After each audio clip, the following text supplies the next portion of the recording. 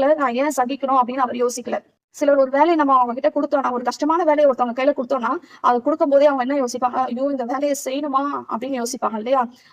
கஷ்டப்பட்டுதான் அந்த வேலையை வாங்குவாங்க, வாங்கி செய்யறேன்னு சொல்லுவாங்க. ஆனா ஆண்டவர் வந்து என்ன பண்ணல, கஷ்டப்பட்டு வருத்தப்பட்டு ஐயோ இந்த வேலையை நான் செய்யணுமா அப்படின்னு சொல்லி கவலையோட அந்த வேலையை அவர் எடுத்துக்கல.